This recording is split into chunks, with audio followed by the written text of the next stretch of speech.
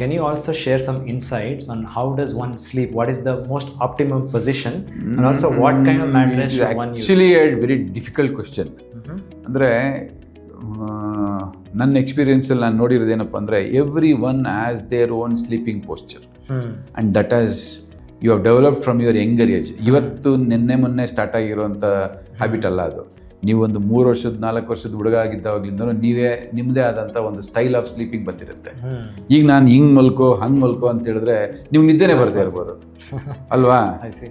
So ಎಷ್ಟೊಂದು ಸಲ ನೀವು ಡ್ರೈವ್ ಮಾಡಿರ್ತೀರಿ, ನಾನು ಹಿಂಗೆ ಮಲ್ಕೊಂಡು ನೋಡೋಣ ಅಂತ, ಯಾವತ್ತು ನಿದ್ದೆ ಬರಲ್ಲ ನಿಮಗೆ. ಸೊ ಬಟ್ ಐಡಿಯಲಿ ಜನರಲಿ ಏನಪ್ಪ ಅಂದರೆ ಸುಪೈನ್ ಪೊಸಿಷನ್ ಅಂತ ಹೇಳ್ತೀವಿ, ಅಂದರೆ ಅಂಗಾತ ಮಲಗೋದು.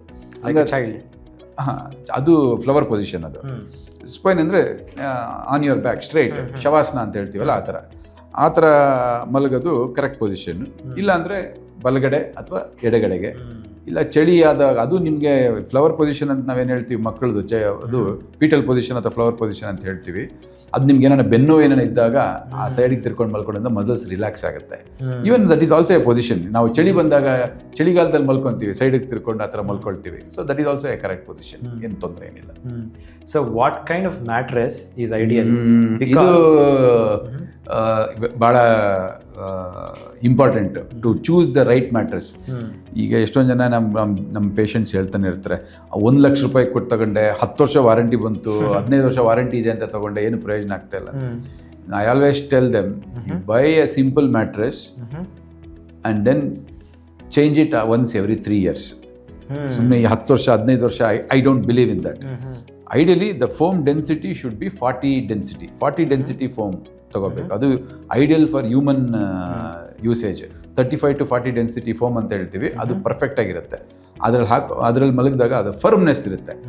ಬೇಸಿಕ್ಕಾಗಿ your mattress should not be hard, it should not be soft, too soft, it should be firm.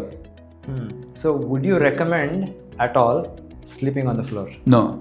No, because I have read somewhere that there is an African tribe. Lot of people tell that ಈ ಥರ ಮಲಗಬೇಕಂತ.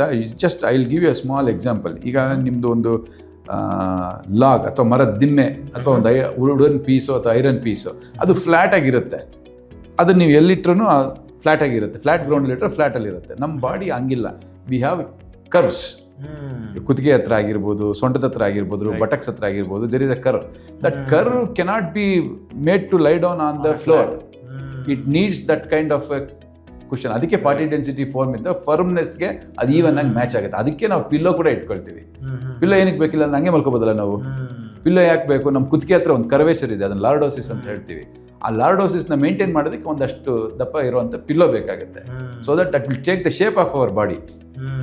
ಅದಕ್ಕೋಸ್ಕರ pillow use ಮಾಡ್ತೀವಿ ನಾವು. So you cannot lying down on the floor is not recommended at all. Even for young adults, ಯಾರಿಗೂ ಆಗಲಿ, ಅವ್ರಿಗೂ ಅದೇ ಶೇಪಲ್ಲಿ ಇರುತ್ತೆ ಬಾಡಿ. ವಯಸ್ಸಾದವ್ರಿಗೂ ಅದೇ ಶೇಪಲ್ಲಿ ಇರುತ್ತೆ. ಅದು ಏನು ಒಂದ್ಸಲ 2 ದಿನ ಮಲ್ಕೊಂಡಾಗ ಏನಾಗಲ್ಲ, ಬಟ್ 1-2 ದಿನ ಮಲ್ಕೊಂಡ್ರೆ, but not on daily basis.